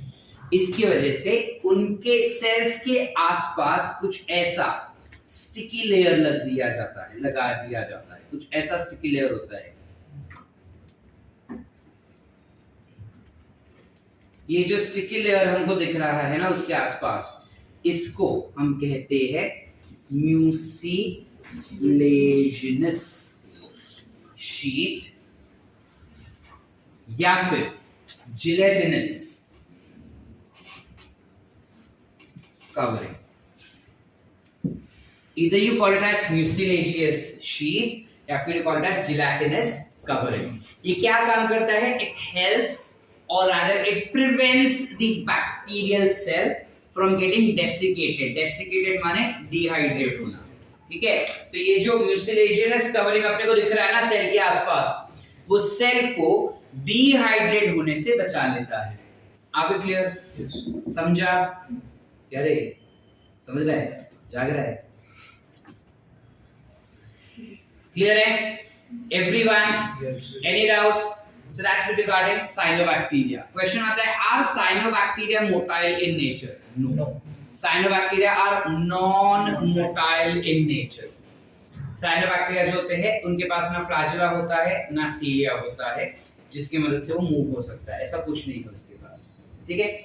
इसका एक स्टेप थोड़ा और आगे, एक और एग्जांपल हमको दिया है यू बैक्टीरिया का,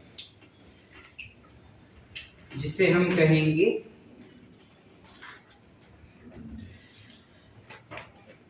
what you call it as mycoplasma। अब ये ऐसा बैक्टीरिया है which is wall-less organism। इसके पास वॉल ही नहीं है, they do not have cell wall, but they will have cell membrane। cell membrane होगा, cell wall नहीं होगा। Of course, this is one of the smallest bacteria which has its size ranging from 0.3 to 0.5 micrometer, ठीक है? And इसका this is said to be anoxygenic in nature। What do you understand by the term anoxygenic?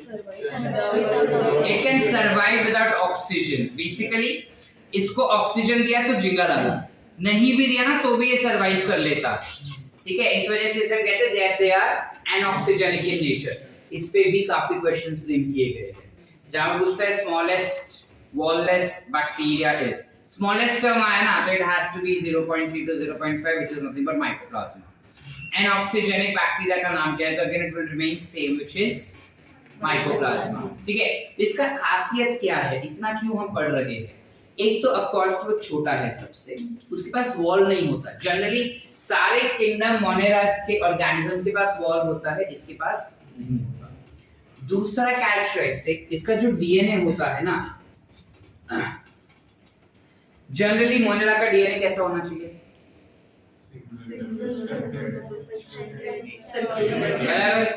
इसके पास भी it is single, इसके पास भी it is double stranded, but it is linear in nature, यानी ये यूकैरियोट जैसा प्रॉपर्टी होता है।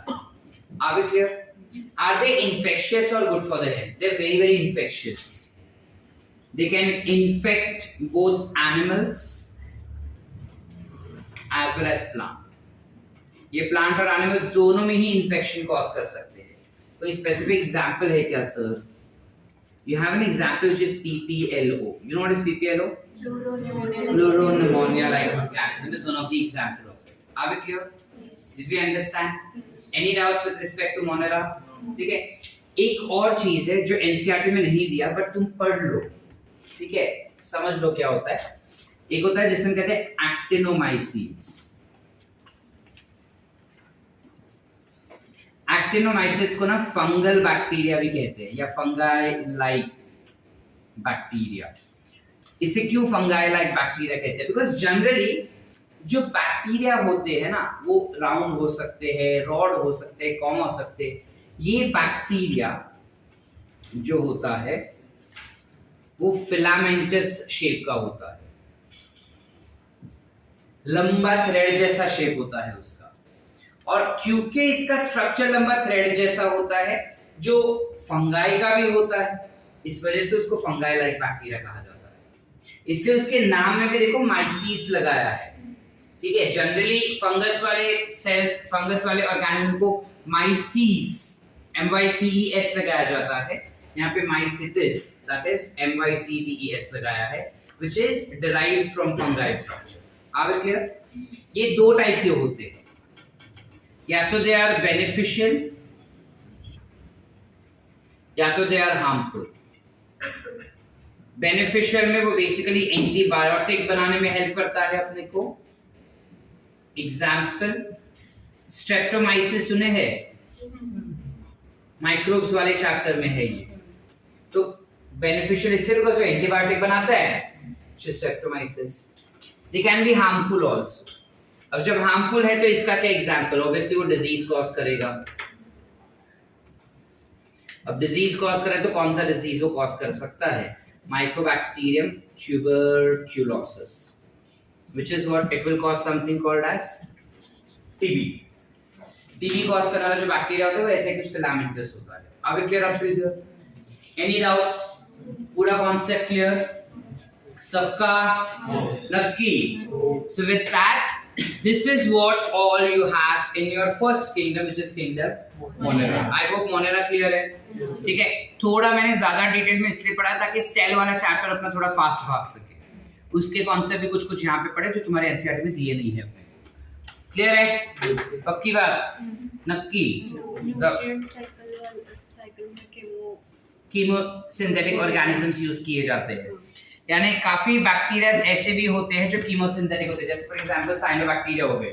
They play a very important part in nutrient cycle. Nutrient cycle में क्या है, मैंने हवा में से न्यूट्रिएंट लिया, उसको किसी फॉर्म में कन्वर्ट किया, अलग अलग ऑर्गेनिजम्स में गया, फिर अल्टीमेटली वापस वो हवा में जा रहा है।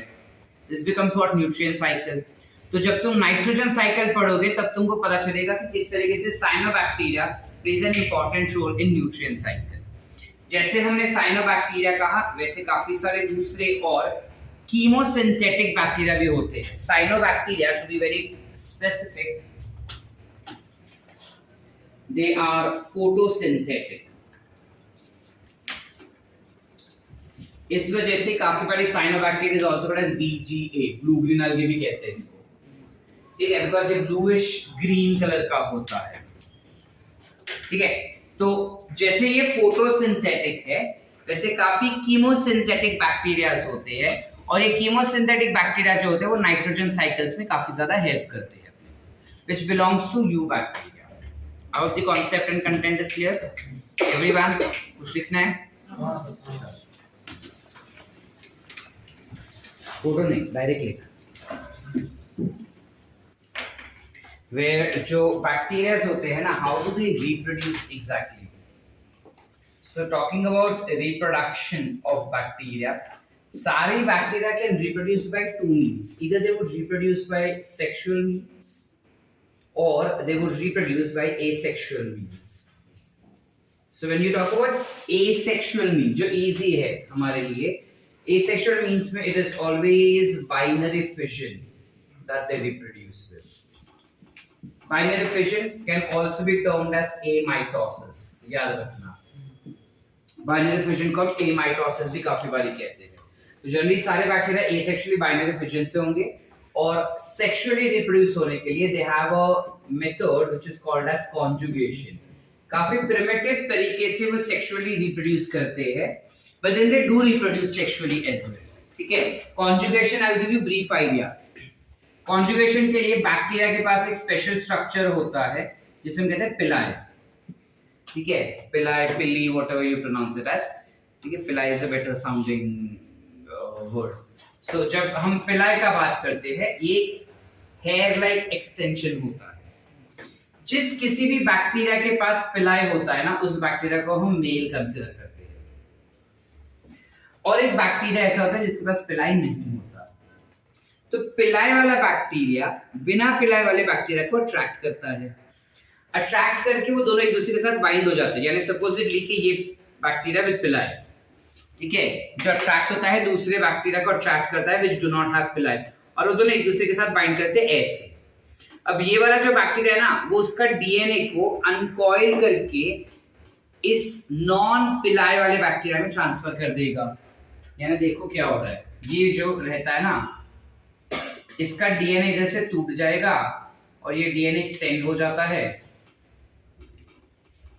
and through pili it will enter in this bacteria like this. ये अनकॉइल हो जाएगा ऐसे. वैसे बोलते हला दूसरा स्ट्रँड कुठे गेला सर, एका स्ट्रँडने ते सर्वाइव्ह करेल का? नाही, त्याला दुसरा स्ट्रँड हवे, तर दूसरा स्ट्रँड तो साइमल्टेनियसलीच बनतो. दूसरा स्ट्रैंड साइमल्टेनियसली बनते जाता है, साथ ही साथ बनते जाता है. ठीक है, तो एक स्ट्रैंड इधर से ऐसे बाहर जा रहा है और बाहर जाके वो कुछ ऐसे बन गया. ये दूसरा स्ट्रैंड उसका बना लेगा, ये उसका खुद का दूसरा स्ट्रैंड बना लेगा. आसान. अपना टिश्यू पेपर, टॉयलेट पेपर होता है ना, वैसे रोल होता है एक जगह से. अब इधर से भी तुम रोल करो तो वैसे होते जाएगा, कुछ वैसा होता है. ठीक है, this is called as conjugation, primitive type of reproduction. एक बार जब पूरा डीएनए इसके पास ट्रांसफर हो जाता है ना, इसके पास भी पिलाया जाएगा. तो ये भी मेल. अब तक वो फीमेल गिना जाता था, अब उसे भी मेल बोलेंगे. ठीक है, शुभांकर हैरान परेशान, सर सारे मेल तो फीमेल, बिना फीमेल का वो क्या करेगा शुभांकर? देखो, ये पूरा चीज ट्रांसफर होने में उसको 30 मिनट्स लगता है. It takes 30 minutes for entire transfer of that DNA. So 30 minute तक उसको ऐसे पकड़ के रहना पड़ेगा. और बैक्टीरिया जनरली ऐसे मीडियम में होता है ना जो हमेशा वाइब्रेटिंग होता है, जैसे पानी हुआ या सैंड, व्हाटएवर वाइब्रेटिंग होता है. वाइब्रेशन की वजह से ना वो उनका कनेक्शन छूट जाता है. कनेक्शन छूट गया तो जो ट्रांसफर है वो बीच में रुक जाता है. सो काफी कम ऐसे कन्वर्जन्स होते हैं. ठीक है, और ये मेल और फीमेल हम कंसिडर कर रहे हैं, वो एक्चुअली मेल फीमेल नहीं होते हैं. ठीक है, हाँ. इसमें रिप्रोडक्शन कहाँ हुआ सर, नया सेल कहाँ बने? अच्छा मुझे एक बात बताओ, ये सेल आगे डिवाइड होगा बाय माइटोसिस या बाइनरी फिशन? हमारे बॉडी में जो रिप्रोडक्शन होता है उसमें स्पर्म सेल क्या उसके अंदर जाके रिप्रोड्यूस करता है एग में जाके? What is it doing? Sperm cell is only donating its DNA, yes और नो? स्पर्म सेल का खाली न्यूक्लियस जाता है एग में, फिर वो एग जायगोट बनता है और मल्टीप्लाई होता है आगे. यहाँ पे तो सेम चीज हुआ कि मेल ने खाली इसका डीएनए दिया और वो डीएनए बाद में आगे मल्टीप्लाई होता है because the cell is getting divided. नहीं समझे? नहीं समझे? हमारे बॉडी में क्या होता है, यूकैरियोट्स में क्या होता है? ये स्पर्म सेल हो गया, ये उसके अंदर का न्यूक्लियस हो गया, बड़ा होता है थोड़ा बट इमेजिन न्यूक्लियस हो गया, ये एग सेल हो गया. Do actually sperm cell and egg cell fuse together? Reproduction chapter याद है? वो भूलने लायक होता नहीं रे, इतना सोचती क्या है. ये न्यूक्लियस हो गया. स्पर्म सेल जब एग सेल के पास आता है ना तो खाली उसका न्यूक्लियस रिलीज करता है और इसके अंदर डाल देता है, तो कोने में बेचारा ऐसा पड़ा रहता है और फिर बाद में जाके ये न्यूक्लियस फ्यूज हो जाते हैं. Then it becomes zygote.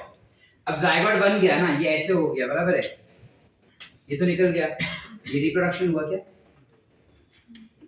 अब ये डिवाइड होते जाएगा ना, उसे हम रिप्रोडक्शन कहते हैं. तो इसने इसका डीएनए दे दिया इसके अंदर, अब ये डिवाइड होगा ना तो फिर वो रिप्रोडक्शन हुआ ना. लेकिन ये तो यूनिसेलुलर है ना सर, वो तो डिवाइड होकर मल्टीसेलुलर बनेगा ना. हाँ, तो इसलिए मैंने कहा कि ये प्रिमिटिव वर्जन है सेक्सुअल रिप्रोडक्शन का. It is not literally sexual reproduction, but since it mimics sexual reproduction, we are considering it to be as sexual reproduction. Understood? चलो read next आगे.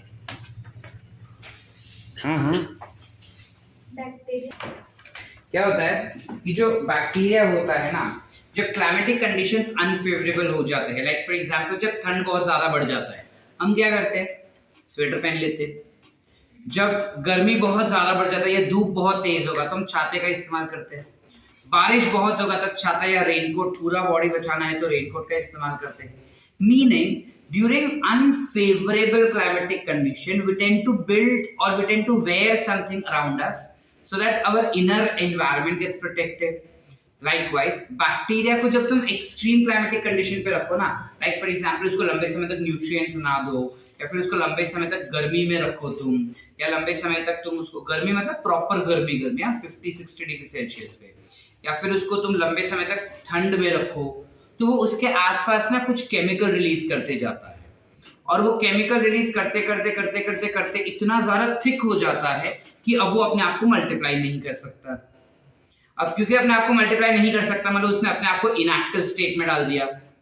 अब ये इनएक्टिव स्टेट में ना पाउडर जैसा बन जाता है एकदम, इसे हम कहते हैं स्पोर्स।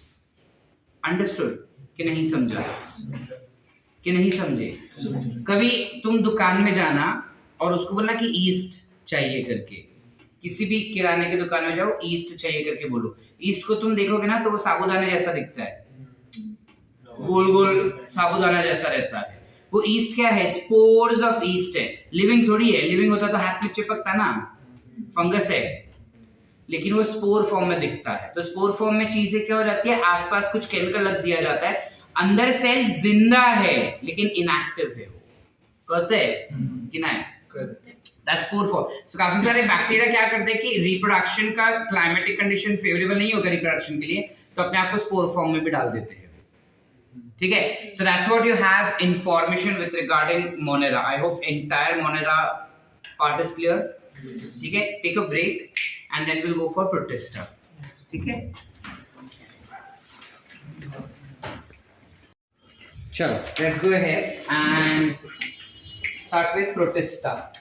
प्रोटिस्टा के बारे में थोड़ा थोड़ा हम पहले पढ़ चुके हैं पिछले लेक्चर में। प्रोटिस्टा में जितने भी ऑर्गेनिजम्स रहेंगे वो सारे कैसे रहेंगे? They will be unicellular, eukaryotic in nature. There are lots of special type of organisms that we have included in Protista. और ये सारे organisms को based on their nutrition you can classify into 3 categories.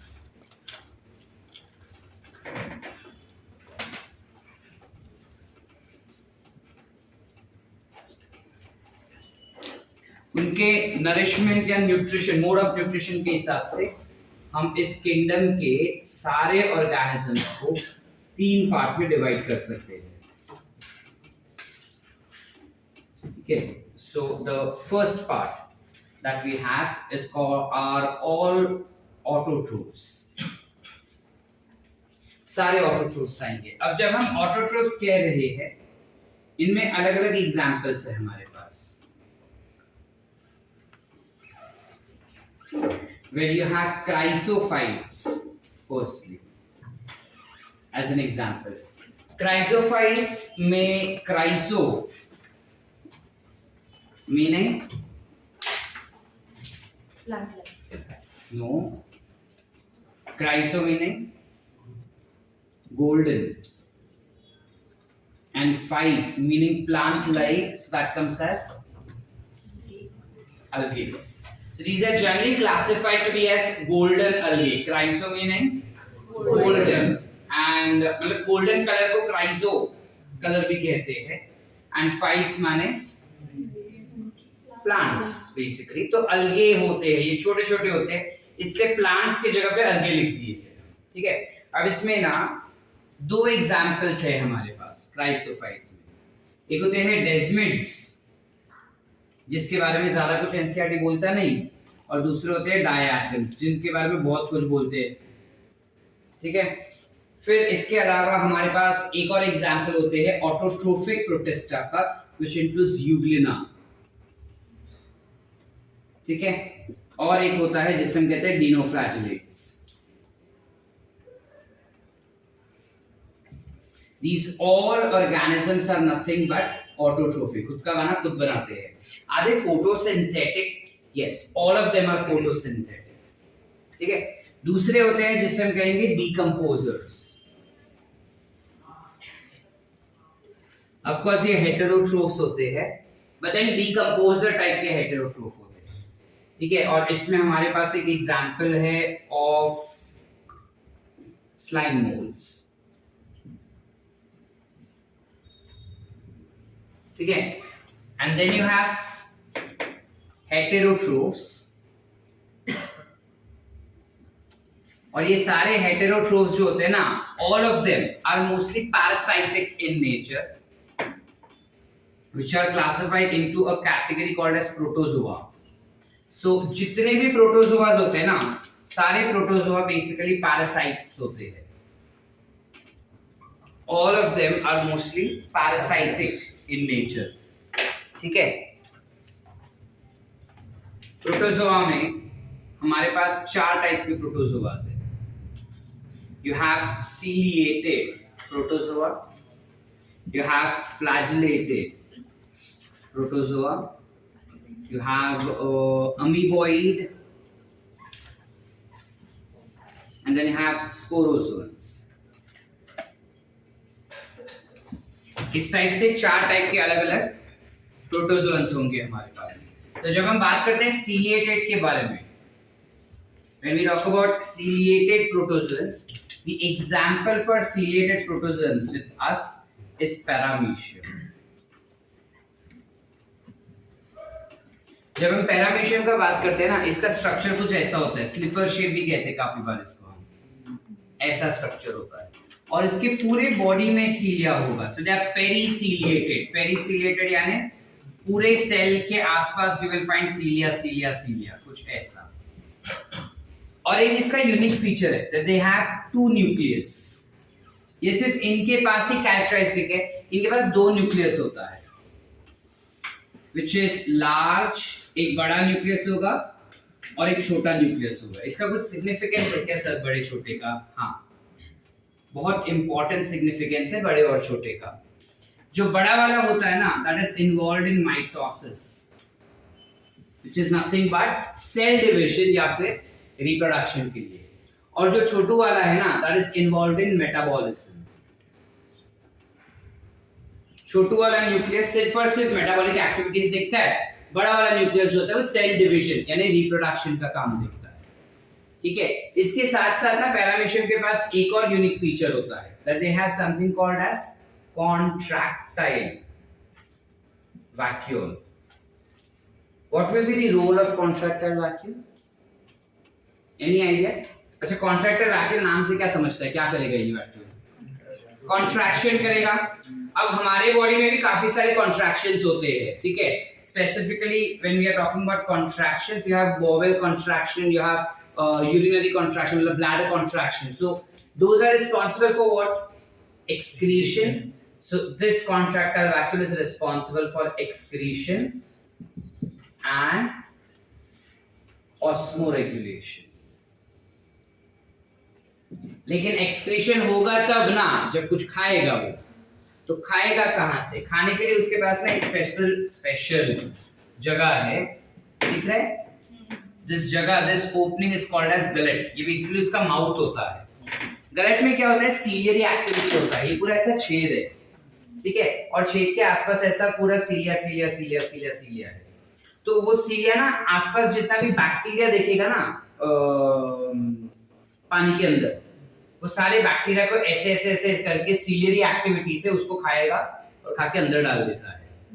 समझा? ये पूरा ऐसा फूगा हुआ ball है. समझ पा रहे हैं हम? पूरा ऐसा फूगा हुआ बॉल है और यहाँ पे छेद होता है उसका. तो छेद में जो सीलिया होता है ना, वो सीलिया के हेल्प से ऐसे ऐसे लाता है और ऐसे करके सीधा जो भी बैक्टीरिया या छोटे छोटे ऑर्गेनिजम्स रहेंगे या छोटे प्लांट्स रहेंगे उनको वो खा जाएगा. And that's how they are parasitic in nature. Understood? नहीं समझा? वापस से समझा? ओके, चलो. Going ahead. So they have gullet for food engulfment. ठीक है. इसके अलावा हमने एक और एग्जांपल यहाँ पे दे दिए है, which is नीचे वाला ले लेते हैं.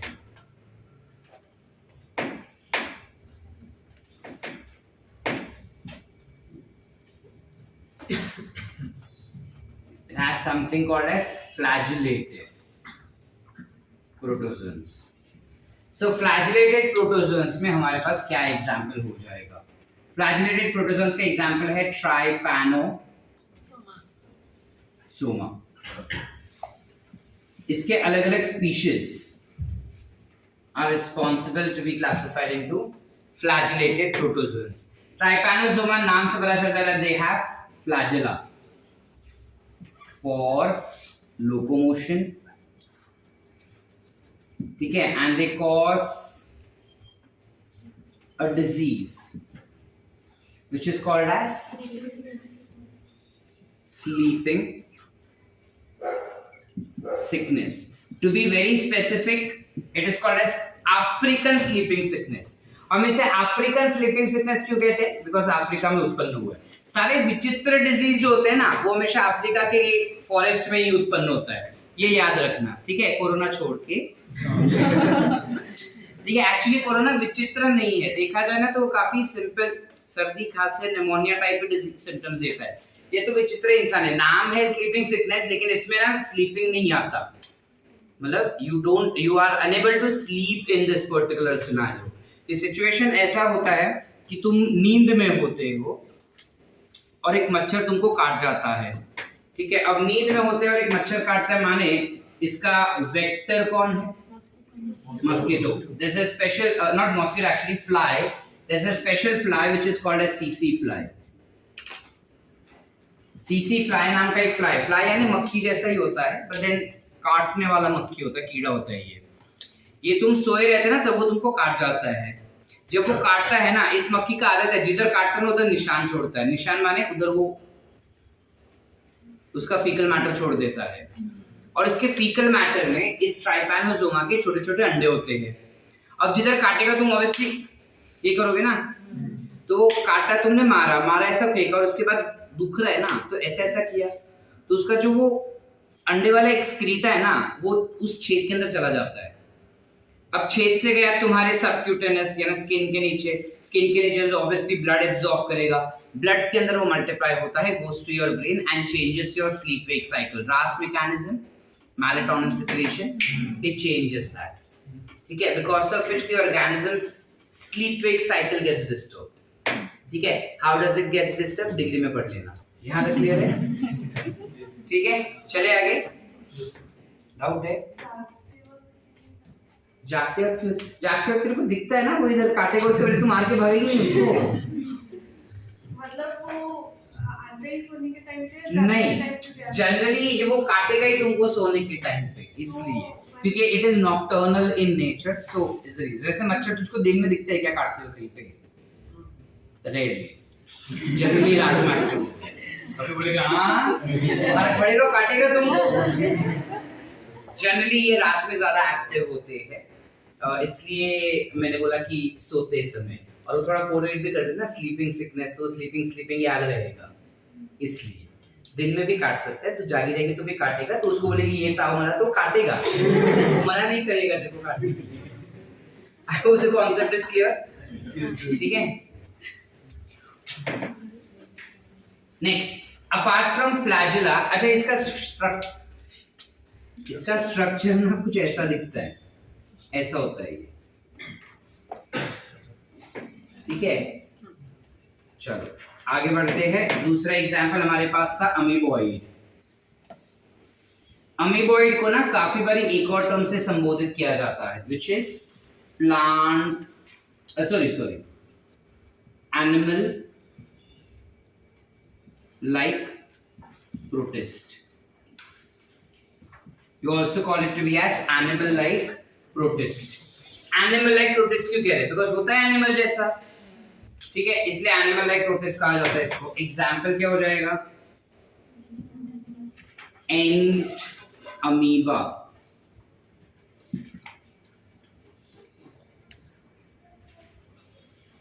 हिस्टोलिटिका।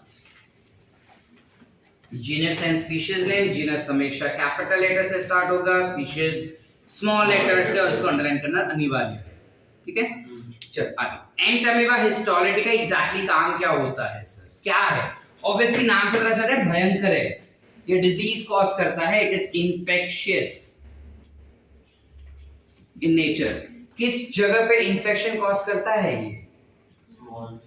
हाँ, डाइजेस्टिव ट्रैक्ट में, which is to be very specific, correct, small intestine में, ठीक है? जहाँ पे लूज मोशन, डायरिया, ऐसे गंदी चीजें होती है। अब गंदी चीजें हो रही है तो अमीबॉइड के बारे एज अ स्ट्रक्चर ऑर्गेनिज्म क्या है वो भी देख लेते हैं। इस ऑर्गेनिज्म में कोई शेप नहीं होता, दे आर शेपलेस,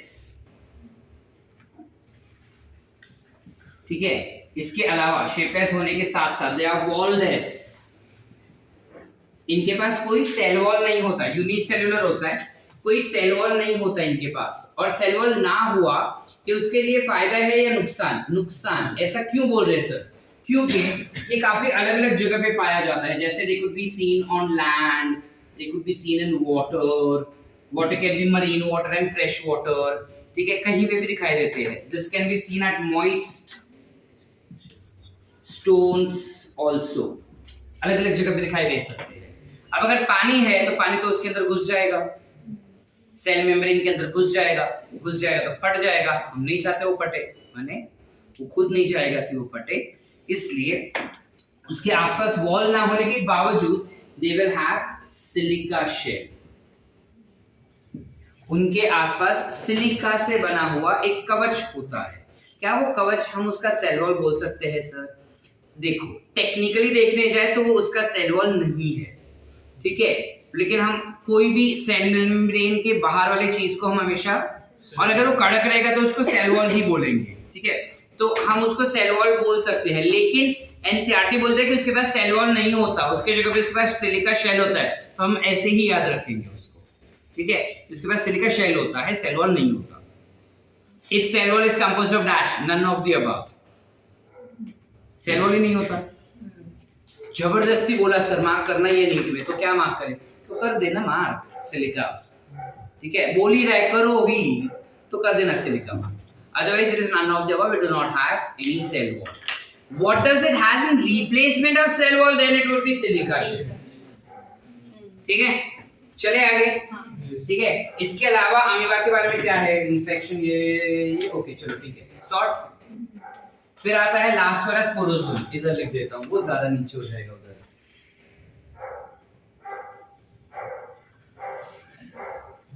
स्पोरोजोन को हम स्पोरोजोन क्यों कह रहे हैं? स्पोरोजोन इसलिए कहते हैं बिकॉज़ उसका पूरा जिंदगी स्पोर फॉर्म में ही गुजरता है, ठीक है। अब जब बोल रहे हैं पूरा जिंदगी स्पोर फॉर्म में, तो एग्जांपल क्या हो जाएंगे इसके? इसका एग्जांपल है काफी कॉमनली जो इस सीजन में होता है, which is malarial parasite, that is Plasmodium species. बोल ही दिया है तो लिख भी लेंगे that it is a malarial parasite, correct. Malarial parasite का वेक्टर क्या होता है? That is female Anopheles mosquito, correct. इसके अलावा मलेरिया जो होता है इसका पूरा लाइफ साइकिल हम कह चुके कि वो स्पोर फॉर्म में ही बिताता है। उस स्पोर फॉर्म में द इन्फेक्शियस फॉर्म, देखो आइडियली इन्फेक्शन फॉर्म ना इसका लास्ट फॉर्म होता है जिसे कहते हैं स्किज़ोन्ट, पर हमारा पूरा एनसीईआरटी में स्किज़ोन्ट फॉर्म तक वो पहुंच जाता ही नहीं, ठीक है, वो बीच में ही रुक जाता है एक फॉर्म पे। नाम याद है? We call it as sporozoids.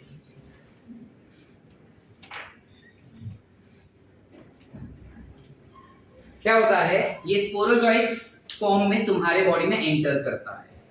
Body में एंटर करते ही पहले हो जाता है लिवर के पास। लिवर के अंदर ये स्पोरोजोइड्स बनता है मीरोजोइड्स। मीरोजोइड्स फॉर्म में वो सेल्स को फाड़ के बाहर आता है और जाता है आरबीसी के अंदर। आरबीसी के अंदर मीरोजोइड्स बनता है ट्रोफोजोइड्स, ट्रोफोजोइड्स बनता है स्किज़ोन्ट। स्किज़ोन्ट मतलब अगर तुमको स्किज़ोन्ट फॉर्म मिल रहा है ना ब्लड सैंपल में या आरबीसी के अंदर, तो मानो कि वो बंदा जो है वो हाईली इन्फेक्टेड है मलेरिया से, ठीक है, और स्किज़ोन्ट फॉर्म ज्यादा है मतलब तो लास्ट स्टेज ऑफ मलेरिया, बंदा मर भी सकता है, ठीक है। अब clear, detail health and disease में पढ़ेंगे, लेकिन यहाँ तक क्लियर है। स्पोरोजोइड फॉर्म बनता किस में है? एनाफिलस मॉस्किटो में। हमारे बॉडी में नहीं बनता क्या? नहीं। तो मॉस्किटो के अंदर कैसे बनता है? वो जो स्किज़ोन्ट था वो मेल और फीमेल गैमेट बनाता है। तो मॉस्किटो जब काटेगा ना, लेट्स से सपोज धीरज में मलेरिया हो गया है, मच्छर जाके धीरज को काटा मतलब वो ब्लड लिया, अब उसके ब्लड में मलेरिया के जो गैमेट थे ना वो उसने सक कर लिए इसके ब्लड के साथ, अब वो आके मेरे को भी काटा, तो वो मेल और फीमेल गैमेट मेरे बॉडी में थे, है ना, सॉरी मॉस्किटो के अंदर गया, मॉस्किटो के अंदर जब उसके इंटेस्टाइन में जाता है ना तब ये मेल और फीमेल गैमेट फ्यूज हो जाते हैं। फ्यूज होके बनते हैं समथिंग कॉल्ड एज ऊकाइनेट्स। ऊकाइनेट्स से बनते हैं वो oozoids, oozoids के बाद बनते हैं स्पोरोजोइड्स। स्पोरोजोइड्स जब तक बनते हैं ना तब वो सलाइवरी ग्लैंड तक आ जाता है। फिर अब जब वो मेरे को काटेगा ना तो सीधा स्पोरोजोइड्स मेरे ब्लड के अंदर, and then the further cycle continues again. कुछ इस प्रकार होता है। तो ये सारे अलग-अलग ज़ॉइड जो है वो स्पोर्स है। थोड़ी देर पहले मैंने बताया कि स्पोर्स क्या होते हैं। सर आपने तो बताया कि स्पोर्स जो होते हैं वो कभी मल्टीप्लाई नहीं होते, तो मैं अभी भी बोल रहा हूँ कि स्पोर्स मल्टीप्लाई नहीं होते। यहाँ पे अलग-अलग स्पोर फॉर्म में हो रहा है, meaning they are enlarging and they getting converted in these spores. जब वो हमारे लिवर सेल्स में जाता है तब वो उसका कवच थोड़ा निकाल देता है और मल्टीप्लाई होता है। मल्टीप्लाई होने के बाद वापस से कवच बना लेगा स्पोर फॉर्म में, फिर वो आगे जाते जाएगा। समझा कि नहीं समझा? Are you clear up till here? Any doubts? पूरा पैरासाइटिक प्रोटोजोन्स क्लियर है? Any doubts with that? ठीक है, लिख लो इतना पहले, ठीक है, and then will go for slime moulds.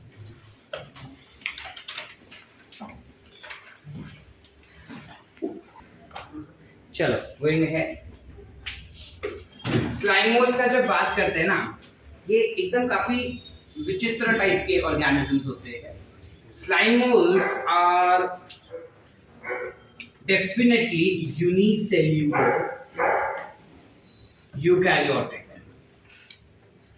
लेकिन यूनिसेल्यूलर यूकैरियोट होने के साथ साथ कर दे बंद, दरवाजा बंद कर दे, उससे सहा नहीं जा रहा है। हाँ हाँ, वो बोला मेरे को अंदर नहीं ले रहा है। शुभांकर बैठ पा रहे तो मैं क्यों ले?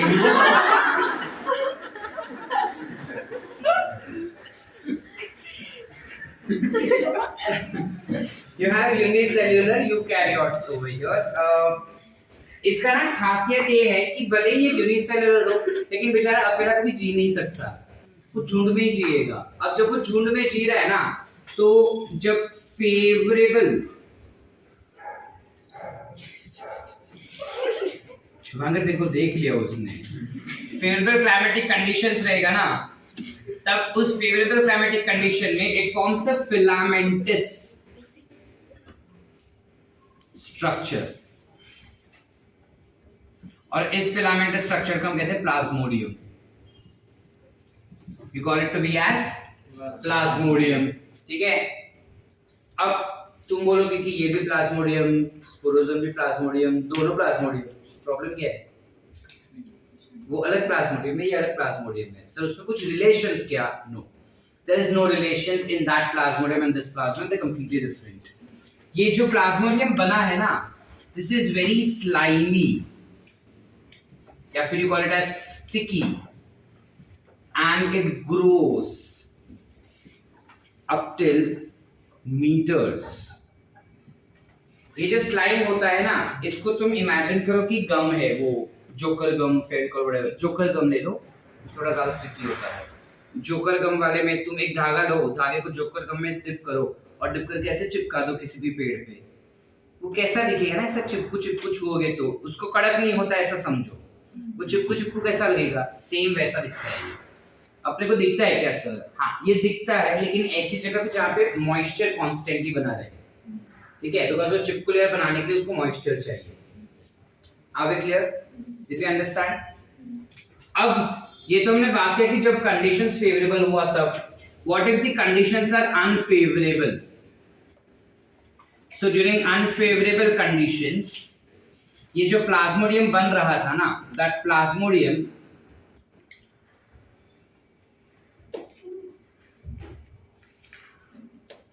basically forms fruiting body। Plasmodium जो है वो फ्रूटिंग बॉडी बनाता है। फ्रूटिंग बॉडी म्हणजे काय? Meaning imagine this is the Plasmodium, कुछ ऐसा।